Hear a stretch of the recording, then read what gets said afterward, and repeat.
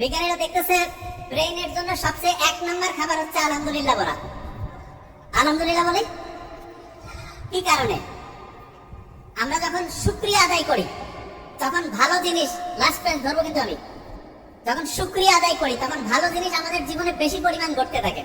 শুকরিয়া আদায় করলে যেই লোকটা অসুস্থ হয়, মাথা ঠিকভাবে কাজ করে না, মন মেজাজ খারাপ, এদের বেশিরভাগ জনের সাথে কথা বলবেন, দেখবেন যে জীবন সম্বন্ধে কোন রকমের আলহামদুলিল্লাহ নাই, খালি অভিযোগ, খালি মেজাজ গরম, একজন আরেকজনের সম্বন্ধে শুধু হচ্ছে সমালোচনা। খেয়াল করছেন কি? বাসা থেকে শুরু করে সব জায়গায় মিলান, যেই লোকটা সবচাইতে বেশি মেজাজ গরম, অন্যের উপরে রাগ হয়, অন্যের সাথে হচ্ছে খারাপ আচরণ করে, দেখবেন সেই লোকটা নিজেও কিন্তু শান্তিতে নাই। কারণ আল্লাহ নিজে বলছে তুমি যদি শুকরিয়া আদায় করো আমি বাড়াই দিব, আল্লাহ নিজে বলছে। এবং বিজ্ঞানীরা এখন দেখতেছে যে যত বেশি শুকরিয়া আদায় করে তার ওই পজিটিভ জিনিসগুলো তত বেশি পরিমাণ হয়।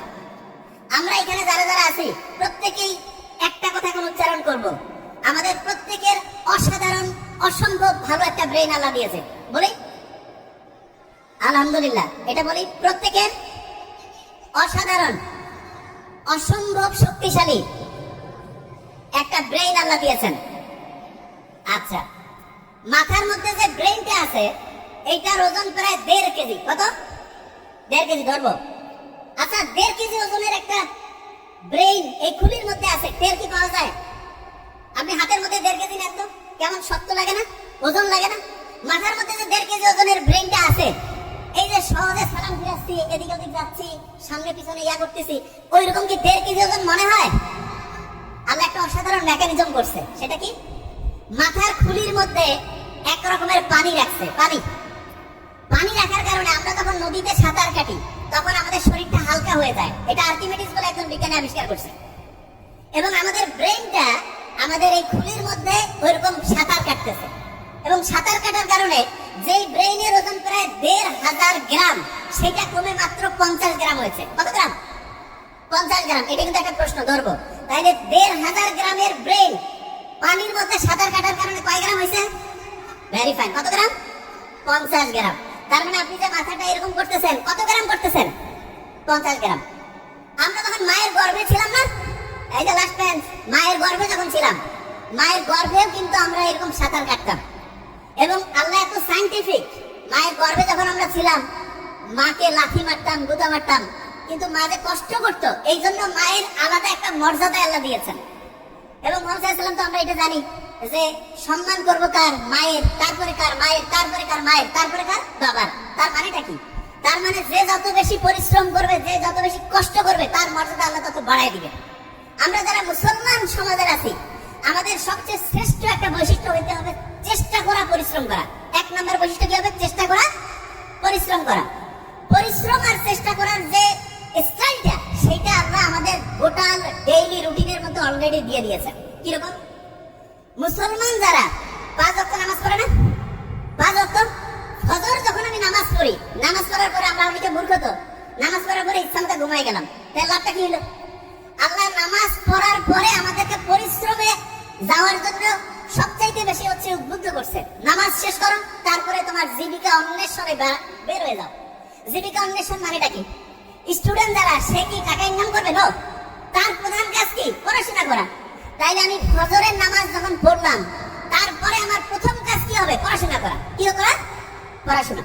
পড়াশোনার ক্ষেত্রে সবচেয়ে ভালো বুদ্ধি যেটা, সেটা হচ্ছে আগে কোরআন পড়ে নিব। যেমন প্রফেসর মোতাহার আহমেদ স্যার বলছে, ওর লাভটা কি সেটাকে বুঝতে হবে।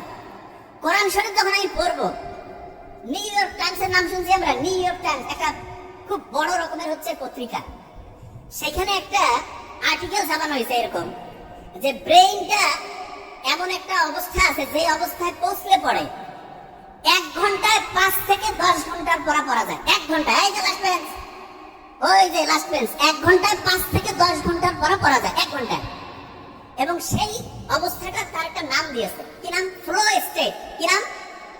আচ্ছা, আমি বানানটা করি, FLOW, ফ্লো স্টেট। তো ওরা ফ্লো স্টেট তৈরির জন্য 5টা উপাদানের নাম বলছে। কয়টা উপাদান? 5টা উপাদান। এবং খুব মজার ব্যাপার, সেই 5টা উপাদান তৈরির জন্য যে আলাদা আলাদা 5টা কাজ আছে, সেই 5টা কাজের যে সামারি, সেই কাজটা আল্লাহ নামাজের মধ্যে কোরআন পড়লে সেই সিস্টেমটা চালু করে দিয়েছে। বুঝি নাই? একজনকে বললাম যে যে ভাই তুমি A B C D E পাঁচটা ওষুধ আলাদা আলাদা, আর একজনকে বললাম যে ভাই তোমার পাঁচটা ওষুধ আলাদা খাওয়া লাগবে না, জাস্ট একটা ছোট্ট ট্যাবলেট আছে সেটার মধ্যে পাঁচটা সব কানেকশন আছে, কোনটা বেশি দামি হইলো? বুঝে নাই?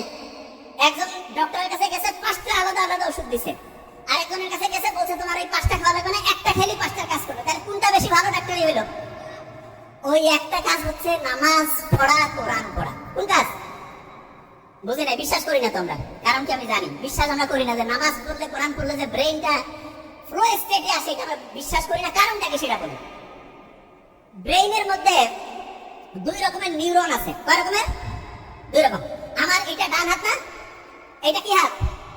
এরকম দুই রকমের নিউরন আছে। এক রকমের নিউরন আমি যদি ভালো চিন্তা করি সেটাতে সে হেল্প করবে, শুনতেছি। আরেক রকমের নিউরন আমি যদি খারাপ চিন্তা করি সেটাতে সে হেল্প করবে। তার মানে আমি যেরকম চিন্তা করবো সে সেরকম করে কাজ করবে।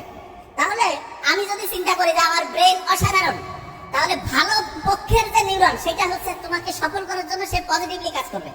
আর আমি যদি চিন্তা করি না আমার ব্রেন ঠিকভাবে কাজ করে না, আমার মাথার মানে হচ্ছে শক্তি কমে গেছে, আমার খেয়াল থাকে না, তাহলে ওই নিউরন, যে নিউরনটা খেয়াল না রাখতে তোমাকে হেল্প করবে সেটা কাজ করবে। তাহলে আল্লাহ যে সবসময় ইসলামতে বলছে যে তুমি সবসময় ভালো চিন্তা করো, ভালো কথা বলো, ভালো উপদেশ দাও, এইটাতে আমাদের কি পজিটিভ ভালো কাজ করে, সেই নিউরনগুলো কাজ করে না খারাপ কাজ করে? সেটা কোনটা? ভালো কাজ। তাইলে আমি ভালো কথা বললে, অন্যের উপকার করলে, ভালো চিন্তা করলে আমার পজিটিভ নিউরনগুলো কাজ করবে না নেগেটিভ গুলো? পজিটিভ। একজন যে অসাধারণ হয় তার কি নেগেটিভ নিউরন কাজ করে না পজিটিভ? পজিটিভ। আচ্ছা, এবার এই যে ঈদের সময় মানুষ লঞ্চে করে যায় না বাড়ি, ঈদের সময়? তা আগে তো ঈদের সময় দেখা যাইতো লঞ্চ এত বেশি জ্যাম প্যাক থাকতো যে মানুষজন হচ্ছে যে মানে জায়গায় পেত না। তা এক নাস্তিক, সে আল্লাহ তো মানে টানে না, সে পাশে কয়েকজন মুসলমান তাদের সাথে গল্প করতেছে যে আল্লাহ কি বানাইছে। বলছে কেন? বলছে দেখো তো এই যে বড় বড় যে চায়না, জাপান, আমেরিকা, এরা যে বড় বড় এরকম জাহাজ, তারপরে হচ্ছে যে এরকম ফেরি, বড় বড় বিমান টিমান যে বানায়, এগুলো দেখা যায় যে ওই বিভিন্ন ফ্যাক্টরির মধ্যে তৈরি করে আলাদা আলাদা পার্টস থাকে, তারপরে সেই পার্টস গুলো এসে এক জায়গায় জোড়া দিয়ে একটা জায়গায় সুন্দর করে চলতে থাকে। তো বলছে এটা তো করে। বলছে আল্লাহ যদি এরকম করতো যে আমাদের হাতগুলো আলাদা খুলে রাখা যাইতো, পাগুলো আলাদা খুলে রাখা যাইতো, শুধু মাথাটা আর একটু বুক পর্যন্ত, তাই সবাই অল্প জায়গার মধ্যে হইতো, আর ওগুলো সবাই ব্যাগের মধ্যে জোড়া করে রেখে বাড়িতে নামার পরে আরাম করে আবার লাগাই দিয়ে চলে যেত। তো নাস্তিকের এই কথা শুনে কি আর কি পাবে? সবাই কাছে আসলে আল্লাহ ধ্বংসই করে দিছে। ফজরের ওয়াক্তর সময় সেই নাস্তিক ঘুম থেকে উঠছে, উঠার পরে আশেপাশে যে আছে সবাইকে ডাকতেছে, ডাকার পরে বলতেছে ভাই আমাকে উযু করার সিস্টেম শিখাই দাও। বলছে কেন? ভাই আমি যা করছি জীবনে বড় ভুল করছি, এখন আমার ঠিক হওয়া লাগবে। কেন, কি হয়েছে? বলছে গতকালকে আমি বললাম যে আল্লাহ যদি এরকম প্রত্যেকটা হাত পা আমার আলাদা আলাদা করে ছোট ছোট করে, ওই যে বড় গাড়ির যেমন স্ক্রু আলাদা করে খুলে খুলে ব্যাগের মধ্যে রাখা যায়, সেই সিস্টেম যদি আল্লাহ করতো, আর আমিও তো নিশ্চয়ই তাহলে ব্যাগের মধ্যে ওইটা রাখতাম। তা ব্যাগেরটা গতকাল যে ব্যাগের মধ্যে আমি আমার হচ্ছে টাকা পয়সার কাপড় চোপড় রাখছি, ওই ব্যাগ তো হারাই গেছে। যদি আমার ওই হাত পা ওই ব্যাগের মধ্যে রাখতাম তাহলে এটা তো নাই হয়ে যেত, আমি বাড়ি যাইতাম কেমন করে? বলছে আমি ভাই যা করছি ভুল করছি, নামাজ পড়বো, আল্লাহকে এখন থেকে ডাকবো।